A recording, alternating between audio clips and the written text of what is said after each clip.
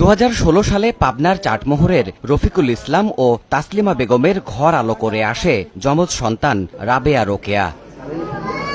প্রকৃতির খেয়ালে মাথা জোড়া লাগানো এই শিশু দুটিকে নিয়ে দুশ্চিন্তার শেষ ছিল না বাবা মার। চিকিৎসার স্বার্থে হাসপাতালেই একটু একটু করে বড় হতে থাকে তারা।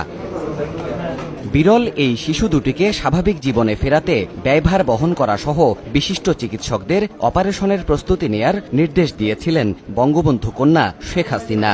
হাঙ্গেরিতে কয়েক দফা অপারেশনের পর 2019-এর আগস্টে সিএমএইচে বাংলাদেশি ও হাঙ্গেরির চিকিৎসক দলের 33 ঘণ্টার অপারেশনে জোড়া মাথা আলাদা করা হয় শিশু দুটির।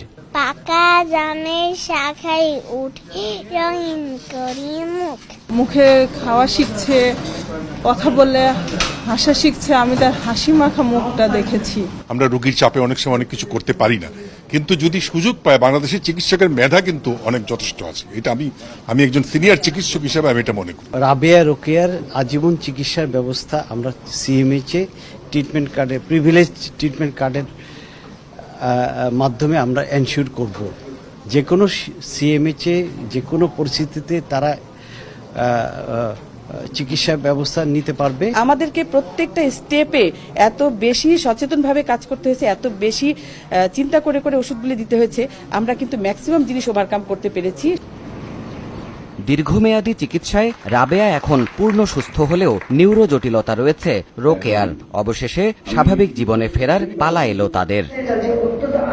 রোববার বিরল এই শিশু দুটির বাড়ি ফেরা নিয়ে সীমিত পরিসরে অনুষ্ঠানের আয়োজন করে সিএমএইচ। এতে গণভবন থেকে অনলাইনে যোগ দেন প্রধানমন্ত্রী।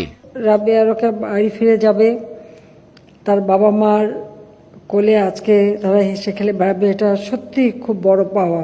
সেনাপ্রধান জেনারেল আজিজ আহমেদ প্রধানমন্ত্রীর পক্ষে শিশু দুটিকে আজীবন চিকিৎসা সেবা কার্ড তুলে দেন।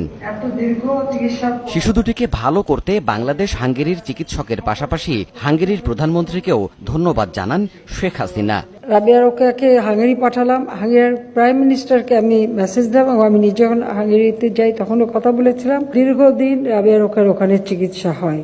আপনারা ইতিমধ্যে শুনেছেন যে 48টা অপারেশন হয়েছে। এটা মানে চিন্তাও করা যায় না। বোধহয় মেডিকেল সায়েন্সে এই ধরনের ঘটনা খুব কম দেখা যায়। তিনি বলেন, এই সফলতা দেশের চিকিৎসা বিজ্ঞানের সক্ষমতা অর্জনে বড় মাইল ফলক। রাবেয়া রোকেয়ার কথা যখন আমি জানতে পারলাম, আমাকে জানালো আমার ছোট বোন রেহানা। সে পত্রিকায় এটা দেখে সঙ্গে সঙ্গে আমাকে একটা মেসেজ দিল যে তুমি দেখো এরকম একটা দুটো বাচ্চা, কি করা যায়।